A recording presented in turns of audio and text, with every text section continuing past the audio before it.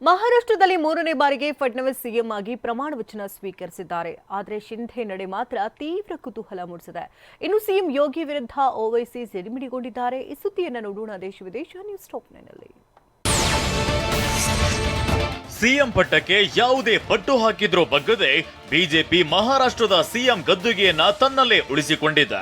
ಹೀಗಾಗಿ ಕೇವಲ ಉಪಮುಖ್ಯಮಂತ್ರಿ ಪಟ್ಟಕ್ಕೆ ಮಾಜಿ ಸಿಎಂ ಏಕನಾಥ್ ಶಿಂದೆ ತೃಪ್ತಿಪಟ್ಟಿದ್ದಾರೆ.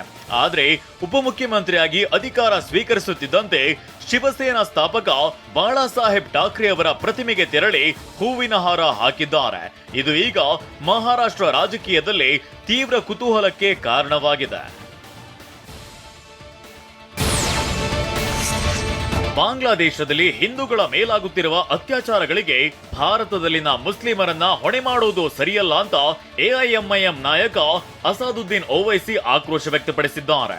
ಬಾಂಗ್ಲಾದಲ್ಲಿನ ಬೆಳವಣಿಗೆ ಬಗ್ಗೆ ಉತ್ತರ ಪ್ರದೇಶದ ಸಿಎಂ ಯೋಗಿ ಹೇಳಿರುವ ಮಾತು ಭಾರಿ ಅಪಾಯಕಾರಿ.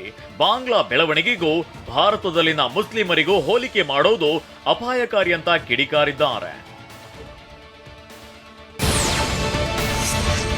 ಕೇಂದ್ರ ಸರ್ಕಾರದ ವಿರುದ್ಧ ಮತ್ತೆ ಹರಿಯಾಣ ಮತ್ತು ಪಂಜಾಬ್ನ ರೈತರು ಸಿಡಿದೆದ್ದಿದ್ದಾರೆ. ಹೀಗಾಗಿ ಡಿಸೆಂಬರ್ 6 ಅಂದ್ರೆ ಇಂದು ದೆಹಲಿ ಚಲೋ ಪ್ರತಿಭಟನಾ ಕಾರ್ಯಕ್ರಮವನ್ನ ರೈತರು ಹಮ್ಮಿಕೊಂಡಿದ್ದಾರೆ. ಹೀಗಾಗಿ ಶಂಭು ಗಡಿಯಲ್ಲಿ ದೆಹಲಿ ಹಾಗೂ ಹರಿಯಾಣ ಪೊಲೀಸರು ಬ್ಯಾರಿಕೇಡ್ಗಳನ್ನ ಅಳವಡಿಸಿದ್ದಾರೆ.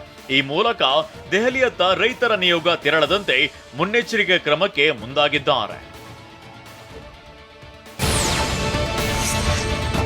ಆಂತರಿಕ ಕಚ್ಚಾಟದಿಂದ ಅಧಿಕಾರ ಕಳೆದುಕೊಂಡಿದ್ದು ಮಾತ್ರವಲ್ಲ, ಪಕ್ಷವೇ ಇಬ್ಬಾಗವಾಗಿರುವ ಎಐಎಡಿಎಂಕೆ ಈಗ ಮತ್ತೆ ಪುಟಿದೇಳಲು ಮುಂದಾಗಿದೆ.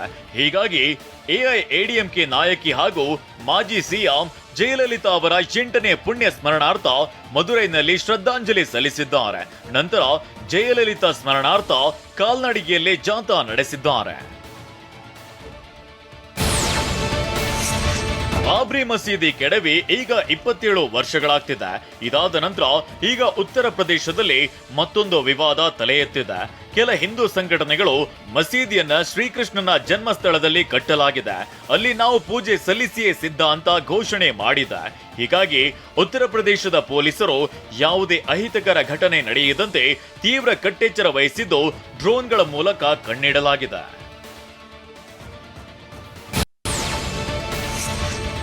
ಆಸ್ಟ್ರೇಲಿಯಾ ವಿರುದ್ಧದ ಬಾರ್ಡರ್ ಗವಾಸ್ಕರ್ ಟ್ರೋಫಿಯ 2ನೇ ಟೆಸ್ಟ್ ಪಂದ್ಯ ಇಂದು ಬೆಳಗ್ಗೆ 8 ಗಂಟೆಯಿಂದ ಆರಂಭವಾಗಲಿದೆ.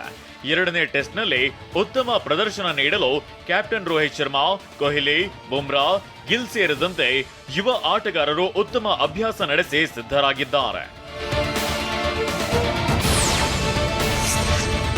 ಭಾರತ ಆಸ್ಟ್ರೇಲಿಯಾ 2ನೇ ಟೆಸ್ಟ್ ಪಂದ್ಯದಲ್ಲಿ ಭಾರತ ತಂಡದ ಪ್ಲೇಯಿಂಗ್ 11ನಲ್ಲಿ ಮಹತ್ವದ ಬದಲಾವಣೆ ಆಗಿದೆ. ಈ ಬಗ್ಗೆ ಸ್ವತಃ ನಾಯಕ ರೋಹಿತ್ ಶರ್ಮಾ ತಿಳಿಸಿದ್ದಾರೆ. ಮಧ್ಯಮ ಕ್ರಮಾಂಕದಲ್ಲಿ ರೋಹಿತ್ ಶರ್ಮಾ ಕಣಕ್ಕಿಳಿಯಲಿದ್ದು, ಆರಂಭಿಕನಾಗಿ ಕನ್ನಡಿಗ ಕೆಎಲ್ ರಾಹುಲ್ ಕ್ರೀಸ್ಗಿಳಿಯಲಿದ್ದಾರೆ. ಪರ್ತ್ ಟೆಸ್ಟ್ ಪಂದ್ಯದ ದ್ವಿತೀಯ ಇನ್ನಿಂಗ್ಸ್ನಲ್ಲಿ ರಾಹುಲ್ 77 ರನ್ ಗಳಿಸಿ ಆಸ್ಟ್ರೇಲಿಯಾ ಬೌಲರ್ಗಳನ್ನ ಕಾಡಿದ್ರು.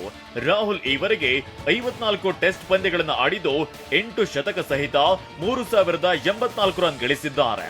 ಈ ಪೈಕಿ 5 ಶತಕಗಳನ್ನ ವಿದೇಶಿ ನೆಲದಲ್ಲಿ ಗಳಿಸಿದ್ದಾರೆ. ಹೀಗಾಗಿ ಅಡಿಲೇಡ್ನಲ್ಲಿ ರಾಹುಲ್ ರನ್ ಮಳೆ ಹರಿಸುವ ನಿರೀಕ್ಷೆ ಇದೆ. 2025ರ ಚಾಂಪಿಯನ್ಸ್ ಟ್ರೋಫಿಯಲ್ಲಿ ಟೀಂ ಇಂಡಿಯಾ ಹೈಬ್ರಿಡ್ ಮಾದರಿ ಆಡೋದು ಬಹುತೇಕ ಖಚಿತವಾಗಿದೆ. ಭಾರತ ತಂಡ ಸೆಮಿಫೈನಲ್ ಮತ್ತು ಫೈನಲ್ ತಲುಪಿದ್ರೆ ದುಬೈನಲ್ಲಿ ಆಡಲಿದೆ. ಭಾರತ ಸೋತ್ರೆ ಇತರ ತಂಡಗಳು ಪಾಕಿಸ್ತಾನದ ಲಾಹೋರ್ನಲ್ಲಿ ಸೆಮಿಫೈನಲ್ ಮತ್ತು ಫೈನಲ್ ಆಡಲಿದೆ.